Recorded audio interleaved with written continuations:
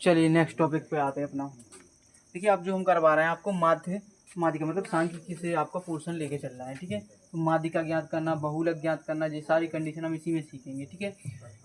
अब देखिए कहीं कभार आ जाता है माध्यिका ज्ञात करिए, तो हम पहले आपको सवाल करवाएंगे। सवाल से जैसे कोई विकल्प नहीं है, ठीक है। विकल्प में हम क्वेश्चन नहीं करवाएंगे जी हम इस तरीके से क्वेश्चन करवाएंगे, आपके विकल्प भी डाउट क्लियर हो जाएंगे और लॉन्ग क्वेश्चन के भी डाउट क्लियर हो जाएंगे। तो देखिए पहले सबसे पहले एक सवाल देख लेते हैं। उसने बोला है प्रथम 10 अभाज्य संख्याओं का, प्रथम 10 अभाज्य संख्याओं का माध्यक ज्ञात कीजिए। माध्यक ज्ञात कीजिए। अब देखिए उसने बोला है कि प्रथम 10 अभाज्य संख्याओं का माध्यक ज्ञात करना है। माध्यक का मतलब होता है सीधी पॉइंट पे बात आए तो बीच का। माध्य या माध्यिका एक ही चीज कहलाती है। माध्य का मतलब होता है बीच का, यानी कि बीच का पोर्शन अपन को निकालना है, तो अपन कैसे निकालेंगे, ठीक है। अब पहले यहाँ पे जो क्वेश्चन दिया है उसके आधार पर बात करें अभाज्य संख्याएं। तो पहले अपन अभाज्य संख्याएं क्या कहलाती हैं वो चीज देख लेते हैं। अभाज्य संख्याएं कहलाती क्या है।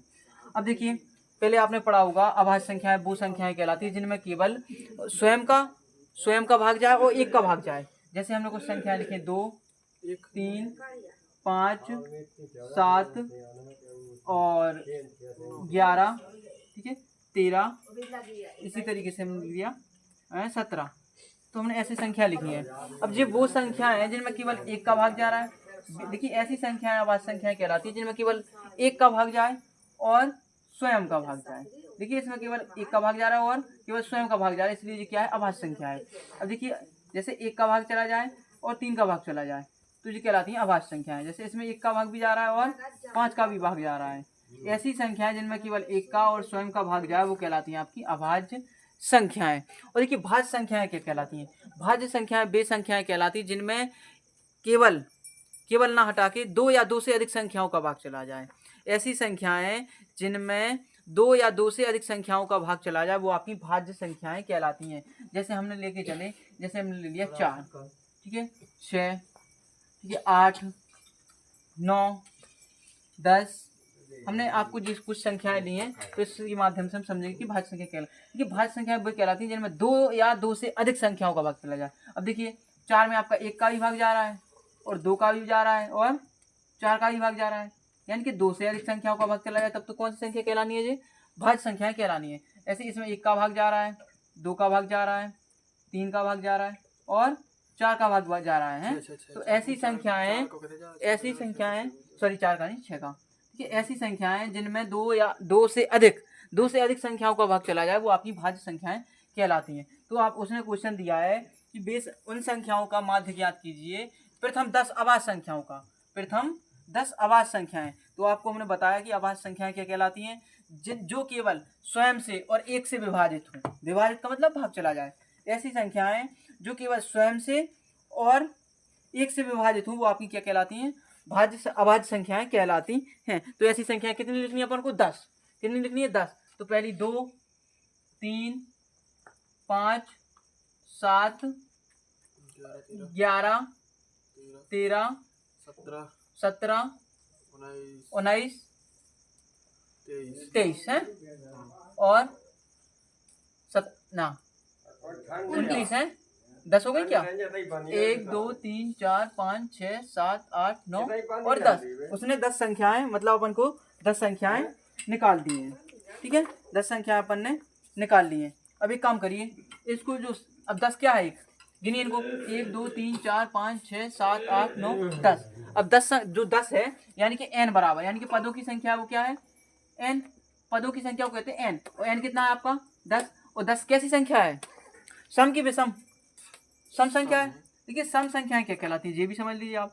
सम संख्याएं वे ऐसी संख्याएं जिनमें 2 से भाग चला जाए, 2 से भाग चला जाए।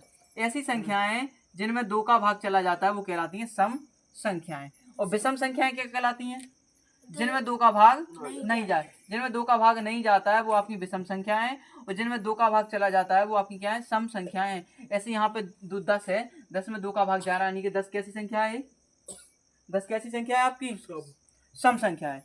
तो देखिए जहाँ पे आपको पदों की संख्या सम नजर आए, कैसी आए, सम नजर आए, तब वहां पे माध्यक या माध्यिका, माध्यक या माध्यिका एक ही चीज है, तो माध्यक या माध्यिका निकालने का फॉर्मूला जो होता है, माध्यक, अगर आपकी पदों की संख्या सम हो, पदों की संख्या यदि सम हो तो माध्यक निकालने का फॉर्मूला होता है n/2 बेपद का मान, बेपद का मान plus n/2 plus 1, n/2 plus 1 बेपद का मान बटा 2।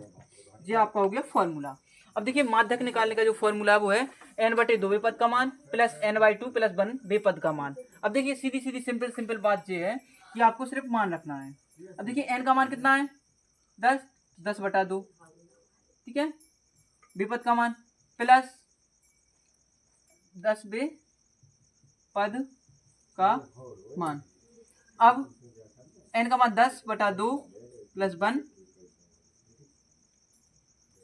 1 बेपद का मान बटा 2। अब देखिए 2 का भाग हमने 10 में कितनी बार जाएगा, 5 बार, यानी कि 5 बेपद का मान, 5 बेपद का मान प्लस, अब देखिए 2 5 10, 5 1 6 हो गया है, यहाँ से सीधा कर दिया हमने 6 बेपद का मान, 6 बेपद का मान बटा 2।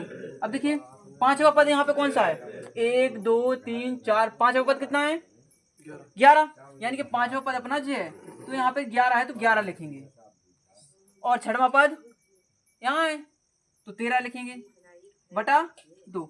अब देखिए 13 और 11 जोड़ दीजिए कितना होगा, 24, 24 बटा 2 का भाग कितनी बार गया, 12, यानी कि जो माध्यक होगा, यानी कि जो माध्यिका होगी वो आपकी कितनी होगी, 12 होगी। अब यानी कि जो माध्यिका होगी वो 12 होगी। बात समझ में आ रही है, चलिए इसको नोट करिए जल्दी से, पढ़ा लेंगे सर।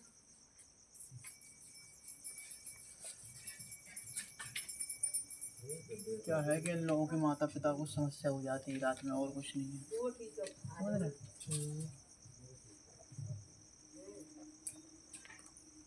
अब देखिए जिसको भी 9th के बैच से जुड़ना है, आपका बैच परसों से शुरू हो रहा है 9th का, ठीक है, तो जिसको भी जुड़ना चाहे तो जुड़ सकता है। शुरू बाय चैप्टर क्लासेस चलेंगी 9th की सुबह से। देखिए वो कह रहा है निम्नलिखित आंकड़ों का माध्यक ज्ञात कीजिए, यानी कि वो कह रहा है कि निम्नलिखित आंकड़ों का माध्यक ज्ञात करो। अब उसने आंकड़े जो दिए हैं वो क्या दिए हैं देखते हैं, 12 19 14, 12 19 14, 14 19 20, 14 19 20,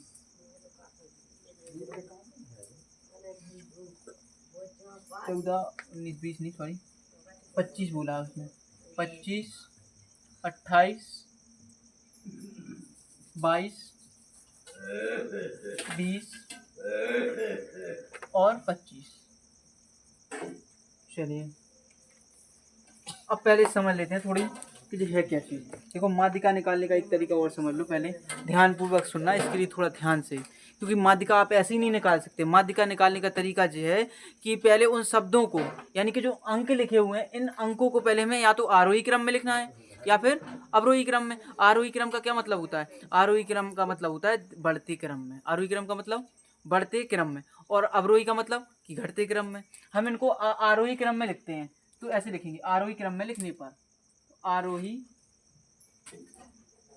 क्रम में लिखने पर तो इनको लिखेंगे। तो सबसे छोटी संख्या देख लेते हैं, सबसे छोटी संख्या क्या है यहाँ पे, 12, तो 12 के बाद 14, तो 14 हुआ, फिर 14 15 है नहीं है, 19 है, 20 21 नहीं है, 22 23 24 नहीं है, 25 है, 25 थोड़ी है, 20 थोड़ी है, 20 है, 25 हो गया है, फिर एक बार और 25 हो गया, और फिर 28 हो गया है, 28 हो गया। पद सही लिखे, 1 2 3 4 5 6 7 8 9 है, तो ये हो गया। अब देखिए यहाँ पे हमें क्या करना है, अब यहाँ पे पहले n निकालना है, तो पदों को गिनेंगे। n क्या कहलाता? पदों की संख्या। पदों की संख्या, जो पदों की संख्या होती है उसको हम कहते हैं n, यानी कि n बराबर आप जितने पद होंगे उतना रखेंगे। तो 1 2 3 4 5 6 7 8 9, यानी कि पद कितने हैं? 9। अभी देखिए पदों की संख्या थी वो 10 थी, 10 यानी कि सम। अगर सम आ जाए तो आपको वो वाला फॉर्मूला माध्यक या माध्यिका बराबर होता है n/2 बेपद का मान प्लस n/2 प्लस 1 बेपद का मान बटा 2। तो वो तो था सम का। अब देखिए यहाँ पे विषम संख्या 9 कैसी है? विषम संख्या है। तो विषम शब्द या विषम पद आ जाए तो आपको क्या लिखना है? माध्यक या माध्यिका का फॉर्मूला, माध्यक बराबर n प्लस 1/2। आपको ये फॉर्मूला इसमें फिट करना है। n प्लस 1/2 बेपद का मान या बेपद का मान, ठीक है। अब देखिए n का मान कितना है? 9, तो 9 लिखा प्लस 1 बटा 2। 9 में एक जोड़ा कितना होगा? 10, 10 बटा 2, यानी कि 2 पंचे 10, यानी कि 5 बेपद का मान। 5वें पद का मान होगा वो आपका क्या कहलाएगा? माध्यक कहलाएगा। माध्यक कहलाएगा। 5वां पद कौन सा है? 1 2 3 4 5, यानी कि जो 20 है, 20 यानी कि आपका माध्यक है। 20 क्या है? माध्यक, यानी कि माध्यक जो निकला है वो 20 है। कुछ कह रहा है वो चीटू? 20 है वो आपका माध्यक है, नोट करिए इसको। पद, चलिए देखिए कहने का मतलब जो है कुछ बच्चों को कन्फ्यूजन होगी कि ये कैसे, तो इसमें फॉर्मूला याद करना पड़ता है। यदि आप पदों की संख्या यदि सम आ जाती है तो सम के लिए फॉर्मूला है माध्यक या माध्यिका, उसको माध्यक भी कहते हैं और माध्यिका भी कहते हैं। तो माध्यक बराबर होगा n/2 बेपद का मान प्लस n बटा 2 या n/2 प्लस 1 बेपद का मान बटा 2। तो ये तो हो गई सम की कंडीशन। अब आते हैं विषम की। जैसे यहाँ पे पद थे वो आपके क्या थे? 12 19 14 14 19 25 28 22 और 20, ये आपके पद थे। तो इन पदों में क्या करना था आपको? पहले आप पद गिन लीजिए कितने हैं? 1 2 3 4 5 6 7 8 9, आपके 9 पद हैं। और 9 पद हैं तो 9 एक संख्या कैसी है? विषम संख्या है। 9 कैसी संख्या है? विषम संख्या है। और विषम संख्या की यदि माध्यिका निकालनी है तो विषम संख्या का फिर फॉर्मूला होगा कि n प्लस 1/2 बेपद का मान आपका जो होगा वो माध्यक कहलाएगा। n का मान हमने 9 रखा, सॉल्व कराया तो आया 5वें पद का मान। अब 5वां पद क्या है? 1 2 3 4 और 5, 5वां पद। आप ध्यान रखना जी, आप सुधार के लिखोगे उसमें गिनना है आपको 5वां पद। देखिए इसमें गिनोगे तो कितना होगा? 1 2 3 4 5 जी, तो जी आपका गलत हो जाएगा। पहले इसको आरोही क्रम में लिखना है आपको। आरोही में लिखिए, अगर अवरोही में लिखिए, ठीक है। तो आरोही क्रम में लिखा, फिर गिनेंगे 5वां, 1 2 3 4 और 5, यानी कि जो 5वां पद होगा वो आपका क्या कहलाएगा? माध्यक या माध्यिका कहलाएगा। चलिए बात समझ में आई है, चलिए आगे बढ़ते हैं।